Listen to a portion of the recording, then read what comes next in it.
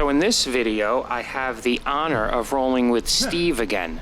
He's a first-degree black belt at the Academy. He's 46 years old. He weighs 153 pounds, as you could see on the new graphic.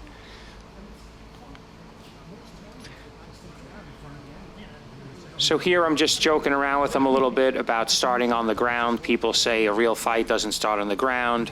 Other people ask me about takedowns, why I am not a takedown master, and why I don't start standing up all the time, or why I never start standing up. But I'm gonna make a separate video addressing that and explaining why. A lot of you already know just from watching the channel, but for those that don't, I wanna make a video explaining my rationale on that.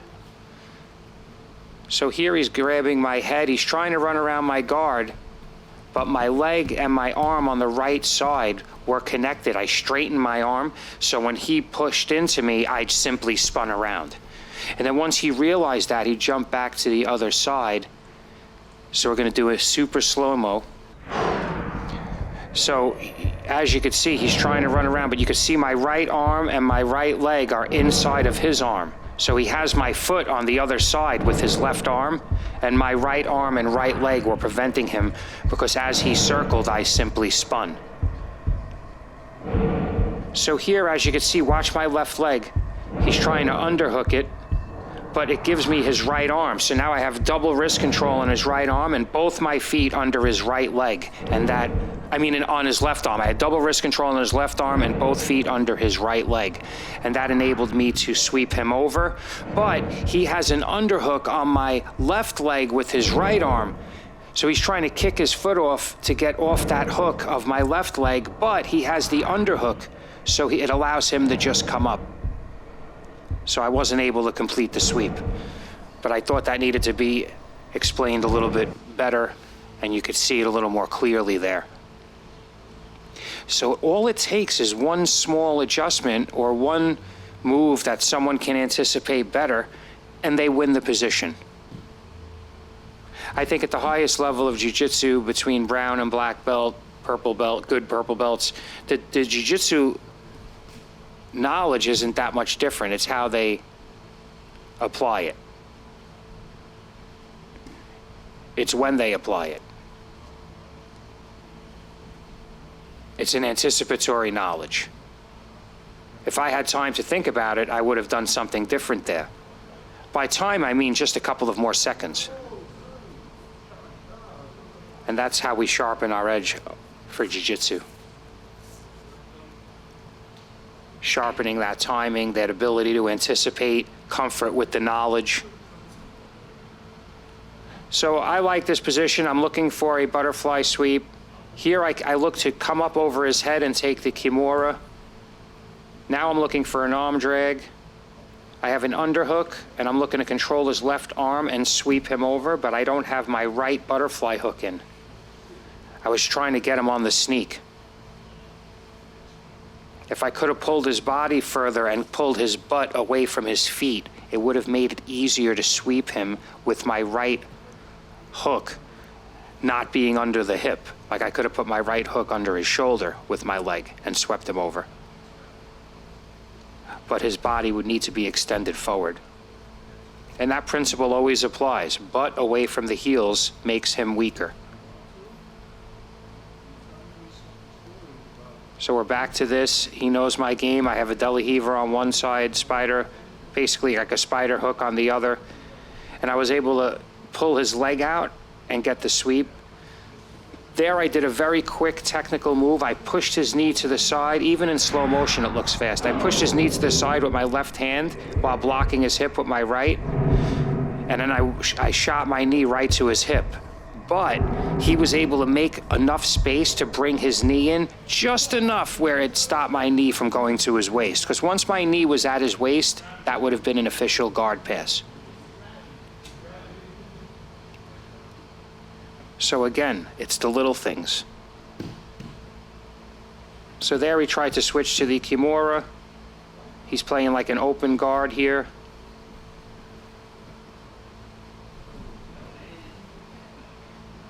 I'm thinking. I'm waiting for him to do something that I think is a mistake.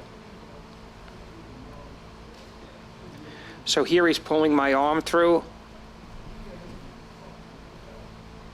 and I'm just trying to make a decision on what side I want to come around, because I can't leave it there and pass to the left.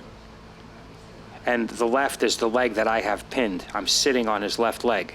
It's not impossible for him to get out, but it would take a lot of effort. So I'm trying to break that 2-on-1 on my right hand, but instead I'm trying to push his hook off with my left hand. And now, as you can see, I'm putting my weight on his right leg, and I'm looking to lean into it and pass. But again, he made space, he got wrist control, he put his foot on my hip. I mean, he's doing everything right. And very technically. And this is one of the reasons I like rolling with Steve or Hussein or Santino. These are very technical fighters.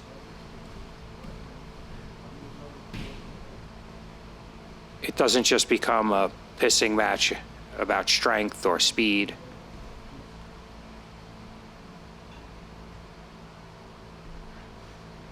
So here I'm looking, I was threatening bringing him into a leg entanglement.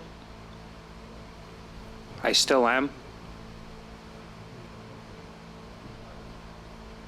So I'm trying to set up a heel hook here, but I don't really know what the heck I'm doing. I'm new to this.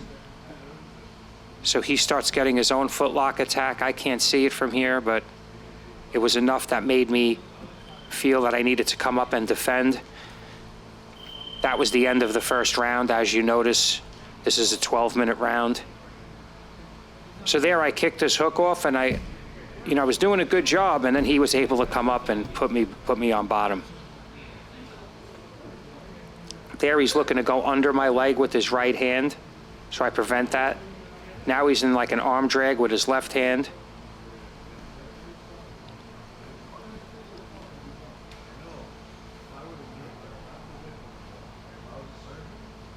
We're 7 minutes in, I'm not breathing heavy, I'm not breathing with my mouth open. So here he tries to spin into a knee bar. And I grab his ankle, his left ankle, preventing him from solidifying that position. And then I turn and I get a toe hold of my own, which forced him to defend. And then we reset. So that's why I'm smiling, because I love those type of exchanges. They're just technique and timing based. So we've already had several good exchanges like that. I actually have another roll, our 9th roll coming out. It's already recorded, and we really had a good one. I think there was a lot of good exchanges in that one, even better. But lessons to be learned from both. So here I'm trying to sit on his leg. I'm working on my knee, passing off my knees, because when I roll with Hussein, if I pass standing up, he just goes right to a leg entanglement, and I just don't know how to avoid that yet. But I find on my knees is more incremental and safer. Like I could go just inch by inch and pass the guard. When I'm standing up and I'm running back and forth, you never know what type of leg entanglement can happen. That can cause a knee injury or strain on the knee or strain on the ankle. I feel like it's just safer. It's boring, but it's safe. And I think you learn a lot of inch by inch control.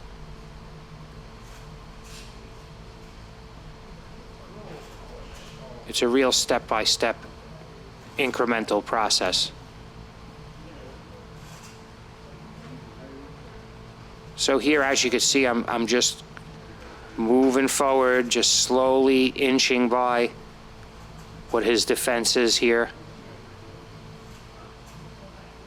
And now I'm going to peel that leg with my right leg, you can see. Now what I should do here is stand up and clear that foot, but I didn't, and then he was able to get it back in. Not stand up, but shoot my butt up towards the ceiling. Hollow out my hips, as I like to say. So here I'm somewhat letting him break my posture. I want to see what his attack would be from butterfly guard, and then I could try to counter it.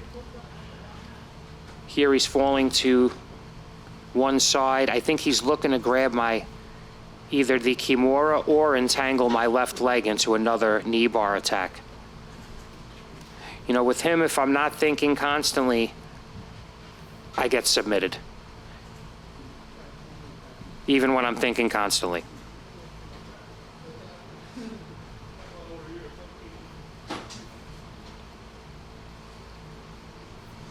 So here he tried to come up into me, and as you can see, my response to that is the guillotine. As soon as he sensed that, he backed off. Also, when you go up like that and you feel someone's guillotine attempt, you know if it's legit, if the guy has a legit guillotine or not.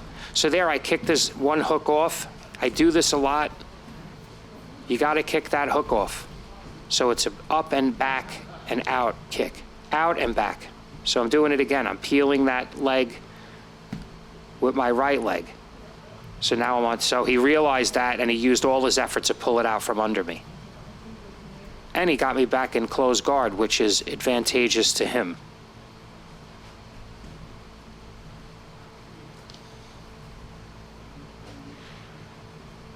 So if you like that rash guard and shorts, I have a link in the description, X-Marshall. You could pick those up, get 15% off if you use Jits over 50. Also, you can buy anything on that page and get 15% off using Jits over 50. Or you can always just buy me a coffee if you want to show some appreciation and you find value in my content. So here I'm really having a hard time peeling his full guard. What I should do is put my knee in the middle, which I'm doing now more. I'm trying to back out and do it now, but it's really hard to make space there. He's controlling it really well. His legs are tight. As you can see, I'm trying to open it and failing. And now we're having a little wrist lock battle. I think wrist locks are legitimate. I just don't think they should be popped on very hard or, you know, exploded into. One time I was rolling with someone and he caught me in a wrist lock where my elbow was between the floor and he just folded my wrist over with his chin. I wasn't expecting it, but he did it so hard that my wrist was severely sprained and, you know, I was injured for 3 months. My wrist hurt. It would be like ripping a heel hook. It's the same thinking. It's like, it's cool to do, just don't explode into it. But people should know that it's there. And it's a great technique, I think. Because it's in so many places.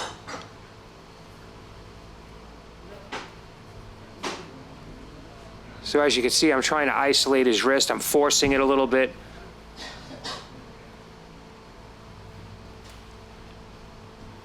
Now, as you can see, I have his butt on my knee. I'm trying to get his butt on my knee because that weakens his full guard, but he's holding on really well. In all honesty, I think he's resting here a little bit, but I'm not letting him rest.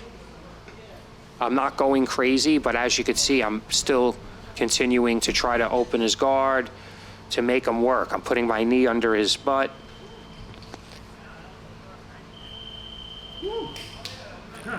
Anyway, that ends the round. More to come with Steve. Please, you know, I know a lot of white belts say, oh, well, I can't learn anything if I'm watching a brown belt and a black belt, but all the mistakes and all the lessons, I think, are the same. You're going to learn just as much from this as from the more basic white belt role. Maybe even more, because the technicality is more precise here. I appreciate you all. If it wasn't for you, I wouldn't have a channel. That's Nick Salmon in the background, everyone. He was in one of my videos. He's a competitor brown belt, scary guy. Security. And there's Marek, giant Marek, black belt. So this was an open mat. That's why I was able to do 12 minutes. But thank you for watching, and please like, share, and subscribe. Also, hit the notification bell, and then you'll know when the next video is coming.